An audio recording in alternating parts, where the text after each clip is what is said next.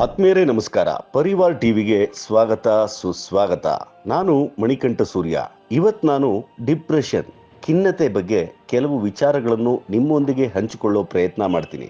ಇದು ತುಂಬ ಇಂಟ್ರೆಸ್ಟಿಂಗ್ ವಿಷಯ. ಎಲ್ಲೂ ಸ್ಕಿಪ್ ಮಾಡಬೇಡಿ. ಎಲ್ಲರೂ ಒಮ್ಮೆ ಆಲೋಚಿಸಲೇಬೇಕಾದ ವಿಚಾರ. ಅದಕ್ಕೆ ಮೊದಲು ಪರಿವಾರ್ ಟಿವಿ ಕನ್ನಡ ಚಾನಲ್ಗೆ ಸಬ್ಸ್ಕ್ರೈಬ್ ಮಾಡಿ, ಲೈಕ್ ಮಾಡಿ ಹಾಗೂ ಶೇರ್ ಮಾಡಿ. ಆತ್ಮೀಯರೇ, ಮೊದಲನೇದಾಗಿ ಡಿಪ್ರೆಷನ್ ಅಂದ್ರೆ ಏನು, ಯಾರೆಲ್ಲ ಈ ಸಮಸ್ಯೆ ಎದುರಿಸ್ತಾರೆ ಅಂತ ಗೊತ್ತಾ? ಅದರಲ್ಲಿ ನಾನು, ನೀವು, ನಿಮ್ಮ ಸ್ನೇಹಿತರು, ಬಂಧು ಬಳಗ, ಮಕ್ಕಳು, ವಯಸ್ಸಾದವರು, ಹೀಗೆ ಯಾರು ಬೇಕಾದರೂ ಈ ಡಿಪ್ರೆಷನ್ ಅಂದ್ರೆ ಖಿನ್ನತೆಗೆ ಒಳಗಾಗಬಹುದು. ಬೇಸಿಕ್ಕಿಂದ ಬರೋಣ. ಮಕ್ಕಳಿಗೆ ತಂದೆ ತಾಯಿ ಪ್ರೀತಿ ಸಿಗದೇ ಇರಬಹುದು, ಅವ್ರ ಜೊತೆ ಒಡನಾಟ ಇಲ್ಲದೆ ಇರುವಂಥದ್ದು, ಹಾಗೆ ಪರೀಕ್ಷೆಯಲ್ಲಿ ಫೇಲ್ ಆಗೋದು ಅಥವಾ ಕಡಿಮೆ ಮಾರ್ಕ್ಸ್ ಬಂದಿರೋದಕ್ಕೋ, ಚೆನ್ನಾಗಿ ಓದಿ ಒಳ್ಳೆ ಕೆಲಸ ಸಿಕ್ಕಿಲ್ಲ ಅನ್ನೋ ಕಾರಣಕ್ಕೂ ಇರಬಹುದು. ಹಾಗೆ ವ್ಯಾಪಾರ ವ್ಯವಹಾರದಲ್ಲಿ ಲಾಸ್ ಆಗಿದ್ರಿಂದ ಇರಬಹುದು. ಪ್ರೀತಿ ಪ್ರೇಮದಲ್ಲಿ ಕೆಲವರ ಸಾಂಸಾರಿಕ ಜೀವನ ಸರಿ ಇಲ್ಲದೆ ಹದಗೆಡಬಹುದು. ಅಷ್ಟೇ ಏಕೆ, ಮಕ್ಕಳ ಮದುವೆ ಆಗಿಲ್ಲ ಅಥವಾ ಮಕ್ಕಳು ನಮ್ಮನ್ನು ಚೆನ್ನಾಗಿ ನೋಡ್ಕೊಳ್ಳೋದೇ ಇಲ್ಲ ಅನ್ನೋ ಕಾರಣಕ್ಕೆ ತುಂಬ ಹತ್ತಿರದವರು ಸಾವು ಹೊಂದಿರೋದಕ್ಕೆ, ಹೀಗೆ ನೂರಾರು ಕಾರಣ ಇದೆ. ಯಾವುದೋ ಒಂದು ಕಾರಣಕ್ಕೆ ದುಃಖ, ನೋವು, ಹತಾಶೆ ಆಗುತ್ತೆ. ಒಂಟಿಯಾಗಿರಬೇಕು ಅಂತ ಅನ್ಸೋದಂತೂ ನಿಜ.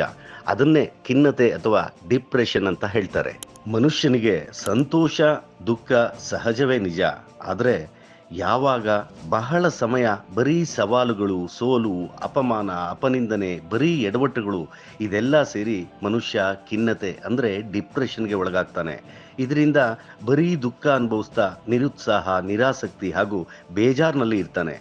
ಅದರಿಂದ ಏನಾಗುತ್ತೆ, ಯಾವುದ್ರಲ್ಲೂ ಗಮನ ಹರಿಸೋದಕ್ಕಾಗಲ್ಲ, ಏಕಾಗ್ರತೆ ಇರೋದಿಲ್ಲ, ಹಾಗೆ ನಕಾರಾತ್ಮಕ ಯೋಚನೆಗಳು ಮಾಡೋದಕ್ಕೆ ಶುರು ಮಾಡ್ತಾನೆ. ಅಂದರೆ ಅಯ್ಯೋ ಇದಾಗಲ್ಲ ಬಿಡಿ, ಯಾಕೆ ಬೇಕು, ಅದೆಲ್ಲ ವ್ಯರ್ಥ ಪ್ರಯತ್ನ, ಹೀಗೆ ನಿರಾಶವಾದಿಗಳಾಗ್ಬಿಡ್ತಾರೆ. ಈ ನಿರುತ್ಸಾಹದಿಂದ ಕೆಲವರಿಗೆ ಹಸುವು ಆಗೋದಿಲ್ಲ, ನಿದ್ದೆ ಸರಿಯಾಗಿ ಬರೋದೇ ಇಲ್ಲ. ಇದರಿಂದ ಎರಡು ಥರ ಪರಿಣಾಮನೂ ಬೀರುತ್ತೆ. ಕೆಲವೊಮ್ಮೆ ದೇಹದ ತೂಕ ಕಡಿಮೆ ಆಗುತ್ತೆ, ಜಾಸ್ತಿನೂ ಆಗಬಹುದು. ಹಾಗೆ ನಾನು ಬದುಕಿದ್ದು ಏನು ಪ್ರಯೋಜನ ಅಂತ ಆತ್ಮಹತ್ಯೆಗೂ ಪ್ರಯತ್ನ ಪಡಬಹುದು. ಈ ಖಿನ್ನತೆ, ಈ ಡಿಪ್ರೆಷನ್ ಇದೆಯಲ್ಲ, ಸುಮಾರು ರೀತಿಯ ಕಾಯಿಲೆಗಳಿದ್ದಂತೆ.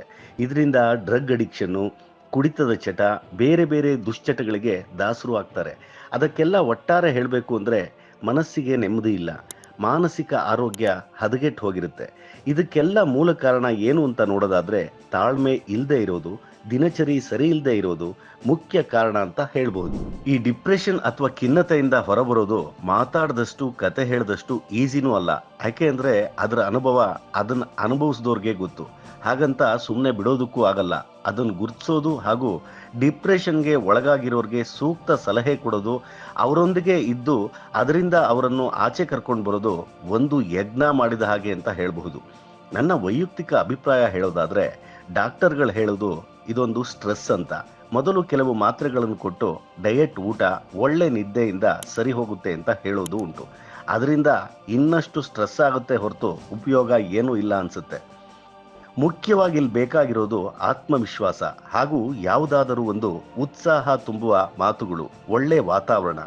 ಅದು ಅವರ ಮನಸ್ಸಿಗೆ ತಕ್ಕ ಹಾಗೆ ಇರಬೇಕು. ಕೆಲವರಿಗೆ ಮ್ಯೂಸಿಕ್ ಅಂದರೆ ಇಷ್ಟ, ಇನ್ನು ಕೆಲವರಿಗೆ ಸ್ಪೋರ್ಟ್ಸ್ ಅಂದರೆ ಇಷ್ಟ, ಮತ್ತೆ ಕೆಲವರಿಗೆ ಮೂವಿ ನೋಡೋದೇ ಇಷ್ಟ.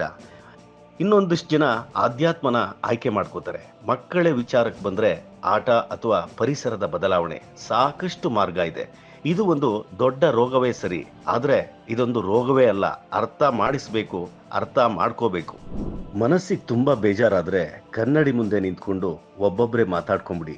ಯಾಕೆ ಗೊತ್ತಾ, ನಿಮಗೆ ನೀವೇ ತುಂಬ ಬೆಸ್ಟ್ ಫ್ರೆಂಡ್ ಆಗಿರ್ತೀರ. ಆತ್ಮೀಯರ ಬಳಿ ಹೇಳ್ಕೊಂಡು ಒಮ್ಮೆ ಹತ್ತಬಿಡಿ. ಅದಾದ ನಂತರ ಮನಃಶಾಸ್ತ್ರಜ್ಞರನ್ನು ಭೇಟಿ ಮಾಡಿ ಅವರಿಂದ ಕೆಲವು ಸಲಹೆ ತೆಗೆದುಕೊಳ್ಳಿ. ನಿಮಗೆ ಇಷ್ಟ ಇದೆಯೋ ಇಲ್ವೋ ಗೊತ್ತಿಲ್ಲ, ಏನಾದರೂ ಕೆಲಸ ಮಾಡಿ. ಅದು ನಿಮ್ಮ ಸಂಪಾದನೆಗೆ ಅಂತ ಅಲ್ಲ, ಸುಮ್ಮನೆ ಏನೋ ಮಾಡ್ತಾ ನಿಮ್ಮ ಮನಸ್ಸನ್ನು, ನಿಮ್ಮ ಭಯ, ಆತಂಕ, ನೋವು, ಕೋಪ, ಬೇಸರ ಇದರಿಂದ ದೂರ ನಿಮ್ಮನ್ನು ನೀವು ಕೆಲ ಸಮಯ ಮರೆಯುವಂಥ ಕೆಲಸ ಮಾಡಿ.